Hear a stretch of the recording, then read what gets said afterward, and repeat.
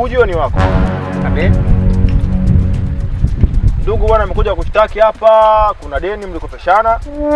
Natoka ulikopesha mpaka sasa hivi mtu ameshaisha. Jamaa anataka deni lake. Kwanza kabisa wewe sikufahamu. Wewe naye sikufahamu.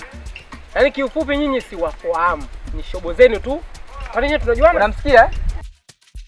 Kwa majina naitwa Aponye, afisa mikopo. Sumo shanaelewa. Nipo kwenye system. Sumo shanaelewa. Bado vielezo vipo? Vyote vipo. Hebu deni lake anapata au hapati? Huyu nilienda na jamaa mmoja ni marehemu. Unamsikia mara kwanza sema afaje anijui. Unamsikia? Tulia, acha shobo. Twende kazi. Nilienda na jamaa mmoja marehemu. Huyo jamaa kashafariki. Hayupo ina maana sasa katika swali. Yule jamaa ndio alichukua mkopo kwa huyu jamaa. Na vielelezo vyote yule jamaa ndio amesaini kwa mshikaji. Sasa kilichowaleta nyie kwangu mimi ni vipi wakati mimi sijachukua mkopo kwa mimi nimechukua mkopo hapo. Mjomba, mimi nakujua wewe hapo, wewe utampata wewe mwenzio si Wewe nani? kamdai marehemu. Marehemu kafanyaje marehemu? Wewe sio mstari wa mbele wakati unakuja pale, au sio wewe? Wewe yule nani?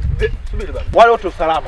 Yaani sisi tumekuja kwa sababu yako wewe. Sumo shanaelewa. Yaani wale wote walikuja tumekuja na usisi ile job zima. Baba, vielezo si vipo? Vipo. Picha yake sipo katika ile. Yote vipo. Kila kitu. Kila kitu. Ile form sina picha yake. Yote, yani kila kitu kipo, vielezo vyote vipo. Alikufa amefanyaje? Kwani Mjomba, kamata afisa fanya kazi yako bana. na mgonjwa. Sawa, hivi Alafu tunabidi peleke huyu.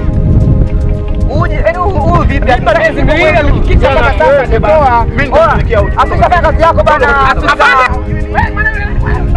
Wewe ndo kalipe msamaha. Kaa kwenye mstari wako afisa, dondoke bana. Fanya kazi yako bana.